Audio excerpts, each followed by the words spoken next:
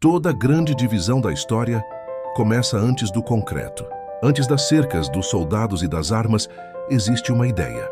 O Muro de Berlim começou como uma ideia alimentada pelo medo, pela desconfiança e pela necessidade de controle. Quando a Segunda Guerra Mundial terminou, a Alemanha não era apenas um país derrotado, era um território vazio de certezas.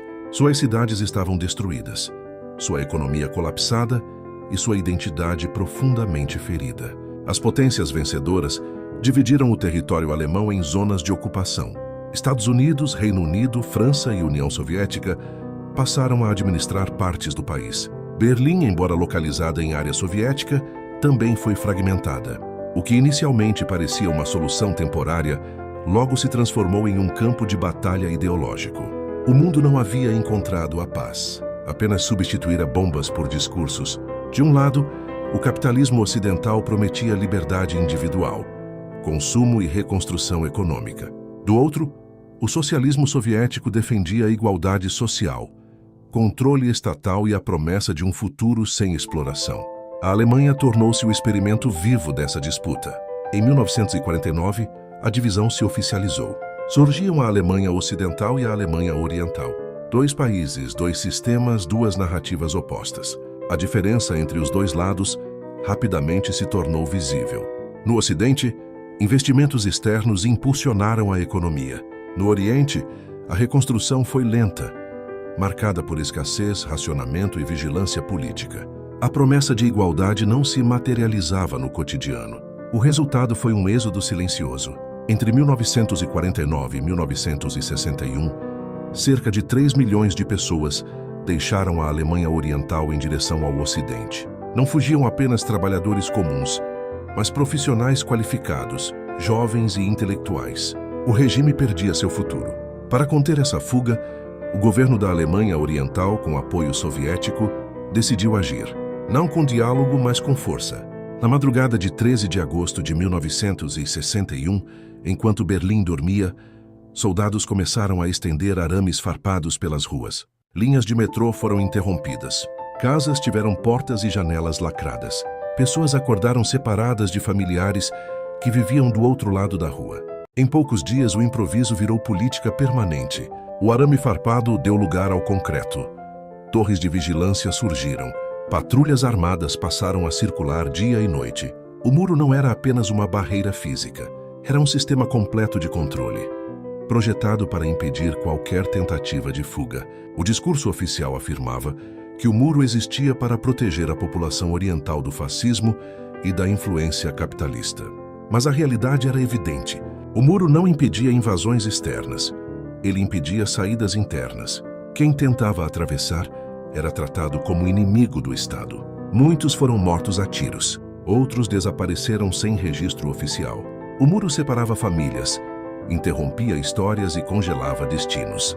Viver na Alemanha Oriental significava viver sob constante vigilância. A Stasi, a polícia secreta do regime, construiu uma das redes de espionagem interna mais eficientes e invasivas da história. Não se tratava apenas de observar comportamentos, mas de moldar consciências.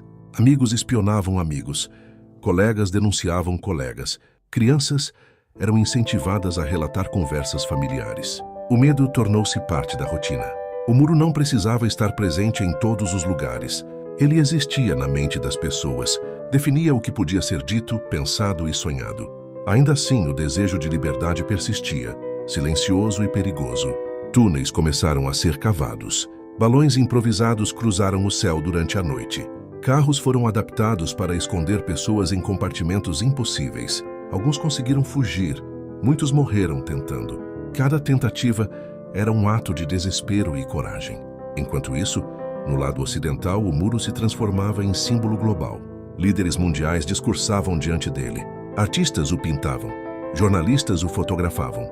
Para o mundo, ele representava a divisão ideológica do planeta. Para quem vivia à sua sombra, ele era apenas uma prisão.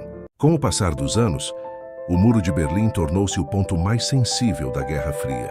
Tanques soviéticos e americanos chegaram a se encarar a poucos metros de distância. O mundo viveu sob a ameaça constante de uma guerra nuclear. Berlim era o lugar onde dois sistemas tentavam provar sua superioridade. Um prometia liberdade individual, o outro igualdade coletiva. Mas o muro expunha uma contradição impossível de esconder. Se o sistema era tão justo, por que precisava impedir seus cidadãos de sair? A propaganda tentou sustentar a narrativa oficial, mas a realidade cotidiana falava mais alto. O controle funcionava enquanto o medo convencia. Quando deixou de convencer, começou a ruir. Na década de 1980, protestos pacíficos começaram a se espalhar pela Alemanha Oriental. Pessoas comuns passaram a ocupar as ruas, exigindo mudanças. A União Soviética já não tinha força política nem econômica para sustentar seus aliados como antes. Em 9 de novembro de 1989, um erro de comunicação mudou o curso da história. Durante uma coletiva de imprensa, um porta-voz do governo anunciou de forma confusa que as fronteiras estavam abertas. A notícia se espalhou rapidamente. Multidões se dirigiram aos postos de controle. Os guardas, sem ordens claras, hesitaram. Diante da pressão popular, recuaram. O muro caiu sem explosões, sem tanques, sem tiros. Caiu porque perdeu sua legitimidade. Martelos quebraram o concreto. Pessoas atravessaram para o outro lado chorando, rindo, se abraçando. Famílias separadas por décadas se reencontraram. O mundo assistiu ao fim simbólico da Guerra Fria, mas a queda do muro não apagou suas consequências. Ela revelou feridas profundas. A reunificação alemã trouxe esperança, mas também desafios. Diferenças econômicas persistiram por décadas. Muitos cidadãos do antigo lado oriental carregaram traumas psicológicos profundos. A vigilância constante deixou marcas invisíveis. Para alguns, a liberdade chegou acompanhada de insegurança e perda de identidade. O Muro de Berlim caiu fisicamente, mas sua lição permanece. Ele nos lembra que muros não começam no concreto. Começam na aceitação do controle, na normalização da vigilância, na troca silenciosa da liberdade por segurança. Hoje vivemos cercados por muros invisíveis, muros ideológicos, informacionais, digitais. Não precisamos mais de torres armadas. Basta o controle da narrativa. A história do Muro de Berlim não pertence apenas ao passado. Ela nos confronta no presente. Conhecer essa história é um ato de resistência. Pensar criticamente é um gesto de liberdade. Se este documentário fez você refletir, leve essa reflexão adiante. Compartilhe, questione, dialogue. Aqui no 4 Atos, acreditamos que enquanto houver perguntas, nenhum muro é eterno. Curta, compartilhe e inscreva-se no canal, porque lembrar é o primeiro passo para não repetir.